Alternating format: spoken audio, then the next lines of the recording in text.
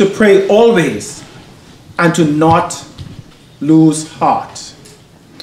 I know that when you saw all of the little children here and their parents, you thought, wow, the 11 o'clock is growing.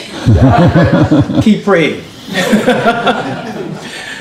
Be that as it may, when we first hear this parable, we get the impression that if we pray long and hard enough, if we could just beg God enough, He will grant us the desires of our heart.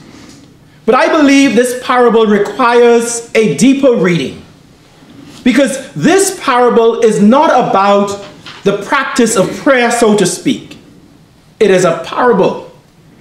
A parable is an earthly story with a heavenly meaning. And so Jesus is saying something to us more than simply about our need to be persistent in prayer.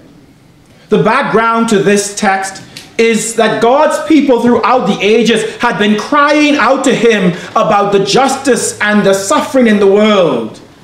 Where is justice in the midst of suffering? And Jesus reminded the disciples that all of us have that widow experience. All of us, dear friends, feel abandoned, feel alone, and life leaves us lame at times. All of us can be widows in some form or another. But He says, despite this experience, know that God is present. This parable is not about the practices of prayer.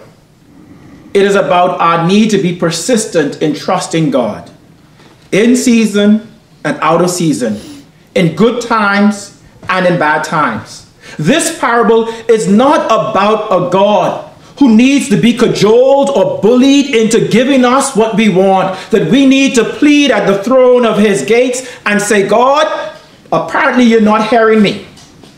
I've been playing the lotto for months now, and you haven't given me my heart's desire. It is not about our disappointment that God has not heard our prayer. It's really about God's disappointment in us, that so few of us trust God, especially during the difficult times in life.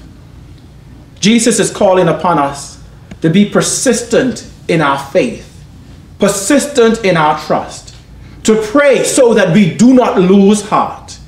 And so He asks a very important question at the end of the parable.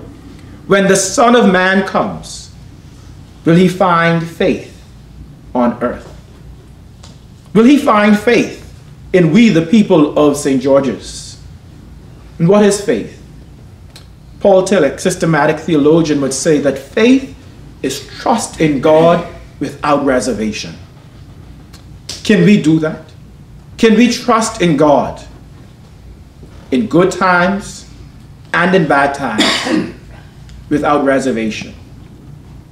Do you have that kind of trust? Can you be persistent in your belief and commitment to God no matter what happens to you in life?